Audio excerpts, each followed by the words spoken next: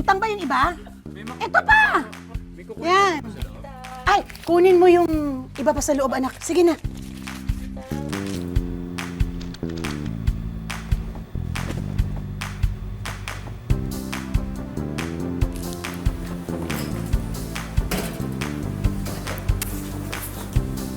Blockbuster na naman, grabe! Alam mo, sa sobrang lakas nito, dapat gumawa na tayo ng sarili nating page. Hashtag Monay ni Mona. Natoy, hindi maganda pakinggan. Lakas talaga ng pandinig nun. Alam mo, buti hindi ka tumandang dalaga kagaya ni Tia Belen. Alam mo, loko ka talaga. Dalhin mo na nga to. At kanina pa tumatawag ang Kuya Diego. Kuya? Sige, dali lang. Magandang umaga! Barangay Santissima! Ito na ang Monay na magpapaganda ng umaga ninyo! Oh, mahal! Wala ka bang duty ngayon? Mahal, miss na kita. Ito, tumakas lang ako. Pasensya ka na, busy ka ba? Oo, mahal. Alam mo ba, pinipilahan itong bakery natin. Grabe, umuwi ka na kasi, mahal. Magbenta lang tayo ng tinapay. 5 taon na kayong kasal nito ni Mona, hindi mo pa ako binibigyan ng pamangkin. Liga na dito, gawa na kayo. Gusto ko kambalagad. Loko talaga. Tol, gustong-gusto ko yun. Pero tsaka na, pag sigurado ng financially stable kami. Eto na nga, magkakatrabaho na ako. Final interview ko na sa Lunes. Makakabawi na rin ako sa'yo, Tol.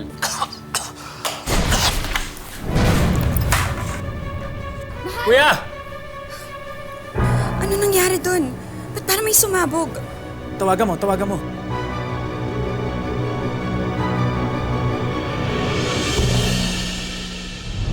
Happy New Year mga kapuso!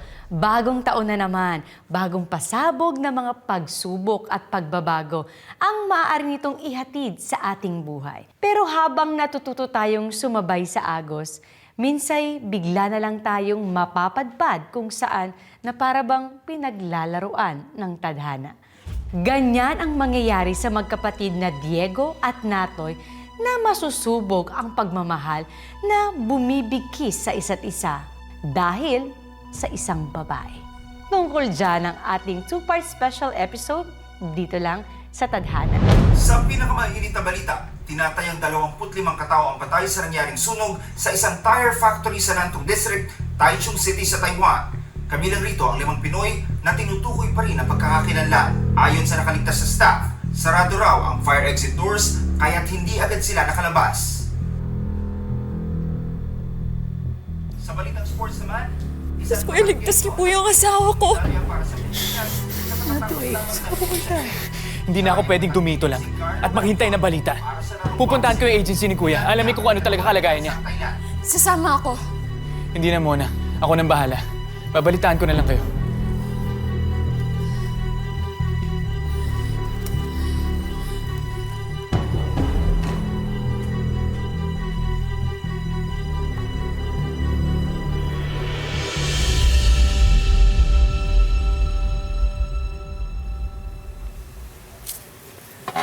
Natoy, ano, kamusta yung lakad mo? May balita ba sila kay Diego?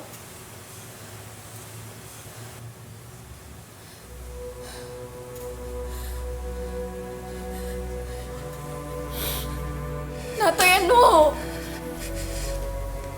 Ano? Kamusta si Diego? Pinapasikaso ko na yung cremation ni Kuya.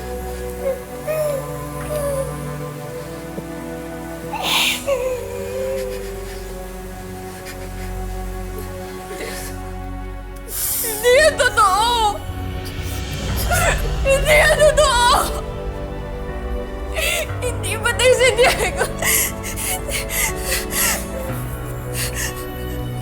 Hindi!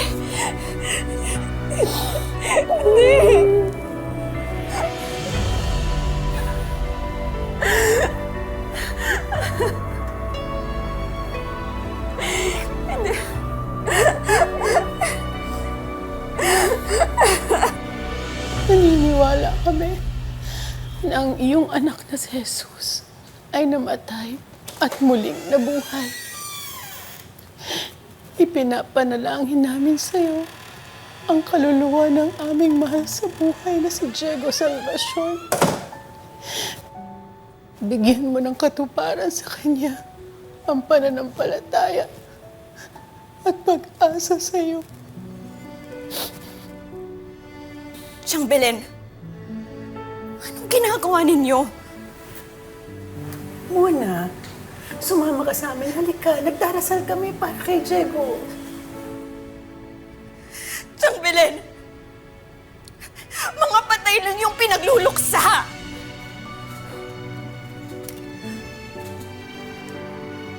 Hindi naman patay yung asawa ko eh. Bakit niya siya iniiyakan? Buhay si Diego! At walang magluluksa sa bahay na to hanggat wala pang dumarating na bangkay!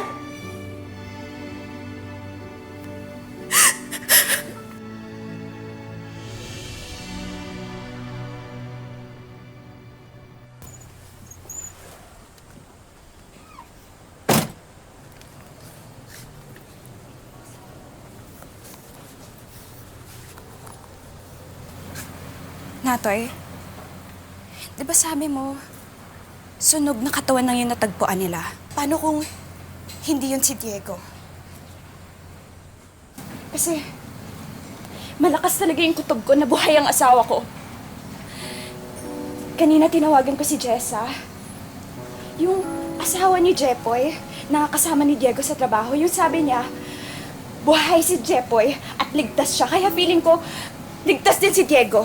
Buhay siya! Buhay siya! Buhay yung asawa ko! Magandang umaga po. Dito po ba nakatira si Mrs. Mona Rose Salvacion? Ako po yun. Bakit? Ikinalulungkot ko pong ibigay po ito.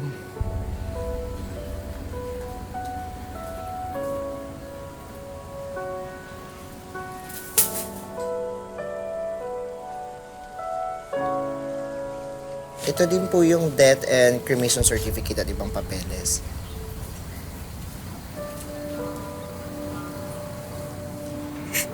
Hindi. Hindi. Hindi ito totoo.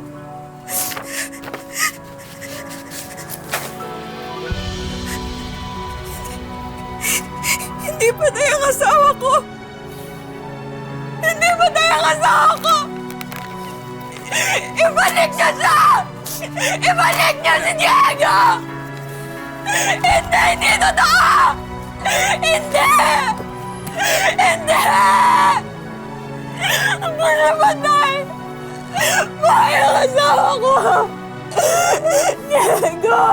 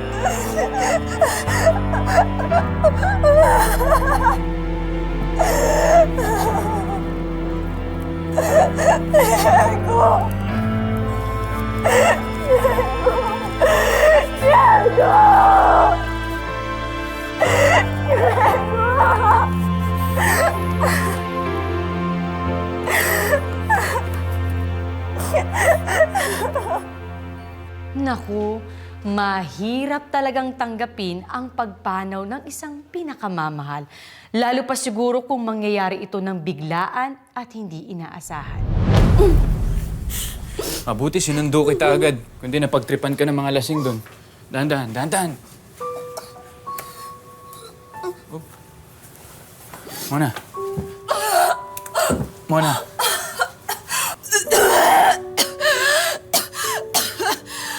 ka na. Pahinga mo na.